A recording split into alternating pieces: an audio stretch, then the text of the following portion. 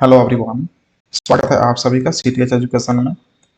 आज के सेशन में हम लोग पाइथन प्रोग्रामिंग के एमसीक्यू का डिस्कशन करेंगे, जो क्वेश्चन एसबीटी के द्वारा 2024 में पूछा जा चुका है। पहला क्वेश्चन में कहा जा रहा है कि numpy function is used to create an array filled with zero. कहा जा रहा है कि numpy फंक्शन का यूज करके एरे को क्रिएट करते हैं और उसमें जीरो का फिल करते हैं। तो यहाँ पे जो फिल इन द ब्लैंक्स हैं इसमें क्या होगा, ऑप्शन दिए गए हैं np dot ones, np dot zeros, np dot empty और np डॉट अरेंज। तो यहाँ पे जीरो की बात की जा रहा है, तो जीरो से जो हम लोग देख पा रहे हैं यहाँ पे जो फंक्शन होगा वो np डॉट जीरोज होगा। np डॉट जीरोज फंक्शन का यूज करके आप जो है ना एक एरे को क्रिएट कर सकते हैं जिसके जो जितने भी एलिमेंट्स होंगे वो जीरो होंगे। तो यहाँ पे np डॉट जीरोज आंसर होगा। अब यहाँ पे जो एरे क्रिएट होता है वो बाय डिफॉल्ट जो उसमें एलिमेंट होते हैं वो फ्लोट होता है, इसको आप याद रखेंगे। फ्लोट्स वैल्यू होते हैं जो बाय डिफॉल्ट यहाँ पे एलिमेंट क्रिएट होंगे वो होंगे डिफॉल्ट।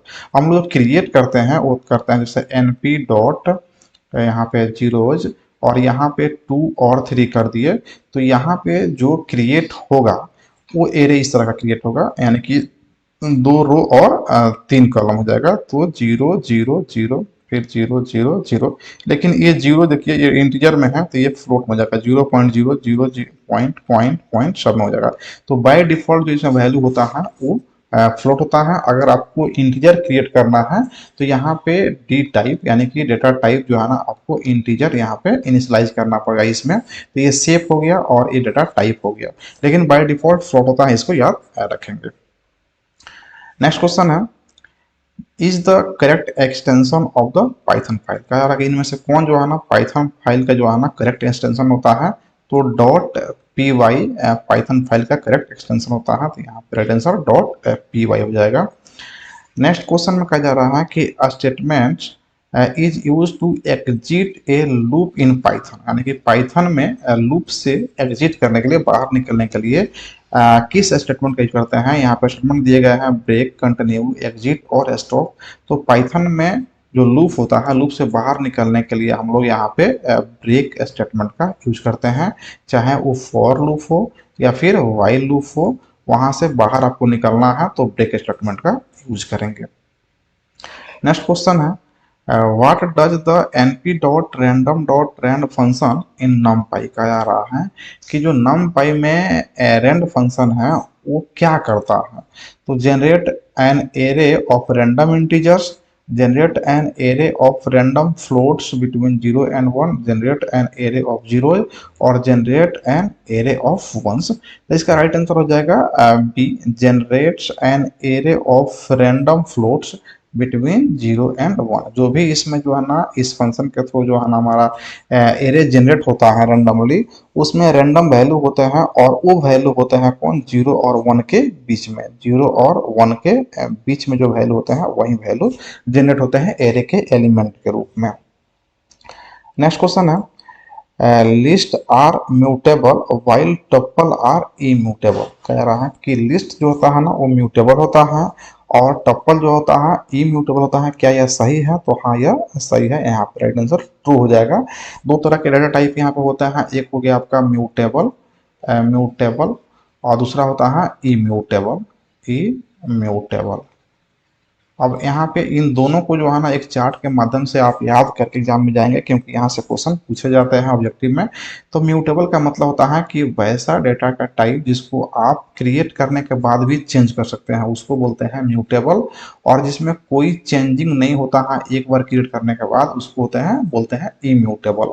अब चेंज कर सकते हैं तो इसका साइज जो है ना वेरी करेगा, यानी कि डायनेमिक हो जाएगा, इसका स्टैटिक हो जाएगा। और इसमें जो आपका डाटा होता है वो कौन कौन होता है म्यूटेबल में, तो म्यूटेबल में आपका लिस्ट हो जाता है, पहला नाम लिस्ट का आता है। उसके बाद इसमें डिक्शनरी को देख सकते हैं, डिक्शनरी में जो होता है ना वो आपका होता है म्यूटेबल। फिर आपका सेट हो जाता है इसमें, एक और इसमें हो जाता है बाइट एरे बाइट एरे। तो ये चारों जो होता है ना, ये होता है आपका म्यूटेबल, मतलब एक बार क्रिएट करने के बाद उसको आप चेंज उसके साइज को कर सकते हैं। इम्यूटेबल में अगर आप देखेंगे तो इसमें सबसे पहला नाम आता है टपल का, उसके बाद इसमें आता है आपका स्ट्रिंग, उसके बाद इसमें होता है इंटीजर, फिर से होता है फ्लोट्स, फिर होता है आपका बाइट, फिर होता है इसमें एक और होता है फ्रोजन सेट, फ्रोजन सेट। ये सब होता है इम्यूटेबल डाटा टाइप। तो यहाँ पे देख रहे हैं लिस्ट को कह रहा है म्यूटेबल तो हाँ है, और टपल को कह रहा है इम्यूटेबल तो है, यहाँ पर राइट आंसर ट्रू हो जाएगा। यहाँ पे कहा जा रहा है कि is a mutable data type in Python, कह रहा है कि इसमें से कौन जो होता है ना म्यूटेबल डाटा टाइप है। तो देखिए इंटीजर इम्यूटेबल हो जाता है, स्ट्रिंग भी इम्यूटेबल हो जाता है, टपल भी इम्यूटेबल होता है, सिर्फ लिस्ट जो है वही है कौन हमारा म्यूटेबल डाटा टाइप। यहाँ पे राइट आंसर लिस्ट हो जाएगा। नेक्स्ट क्वेश्चन है which of the following declaration is incorrect, यहाँ पे कहा जा रहा है कौन सही नहीं है। तो पहला डिक्लेरेशन में है underscore X equal to 2, दूसरा डिक्लेरेशन में है अंडर स्कोर डबल है और एक्स इक्वल टू 3, और तीसरा में है double underscore X Y Z फिर अंडर स्कोर इक्वल टू 5। तो ये तीनों ही हमारा करेक्ट एग्जीक्यूशन हो जाता है पाइथन में। तो यहाँ पे सभी सही है, तो यहाँ पे right answer none of these हो जाएगा, इनमें से कोई नहीं। नेक्स्ट क्वेश्चन है स्टडी द फ्लोइंग फंक्शन, यानी कि इस फंक्शन को आप स्टडी कीजिए and what will be the output of this function, और बताइए कि इसका आउटपुट क्या होगा। एक फंक्शन है ऑल, और इसमें जो वैल्यू है इसमें है 2, 4, 0, 6। अब इसमें कहा जा रहा है कि इसको आप बताइए कि इसका आउटपुट क्या आएगा। इस फंक्शन को अगर आप एग्जीक्यूट करते हैं तो इसका आउटपुट क्या होगा। तो ऑल फंक्शन जो होता है ना पाइथन में क्या करता है कि इसमें जो भी एलिमेंट है ये सारे एलिमेंट अगर ट्रू है तो ट्रू आंसर देता है, फॉल्स है अगर उनमें से एक भी फॉल्स है तो फॉल्स आंसर देता है, और ये बुलियन रिटर्न देता है। बुलियन रिटर्न का आने का मतलब होता है या तो वैल्यू ये ट्रू देगा आउटपुट, या नहीं तो क्या देगा फॉल्स देगा। ट्रू देगा नहीं तो फॉल्स देगा, दोनों में से कोई एक ही आंसर देगा।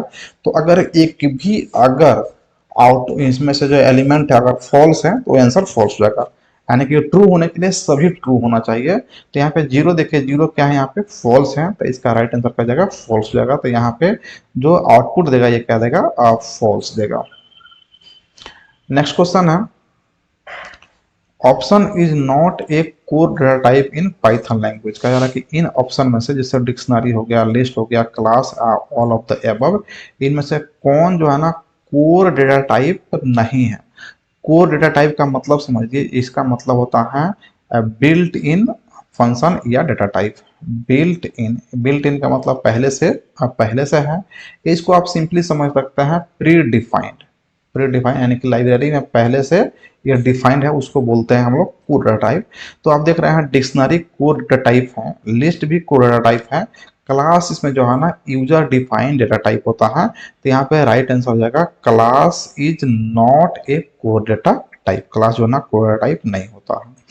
एंड लास्ट क्वेश्चन है is the correct way to import the math module in Python, कह रहा है कि मैथ मॉड्यूल को पाइथन में इंपोर्ट करने का सही तरीका क्या हो सकता है। इसका सही तरीका होता है, इसको लिखेंगे इंपोर्ट मैथ। तो ये हमारा सही तरीका है, इसका पहला ही आंसर हो जाएगा इंपोर्ट मैथ।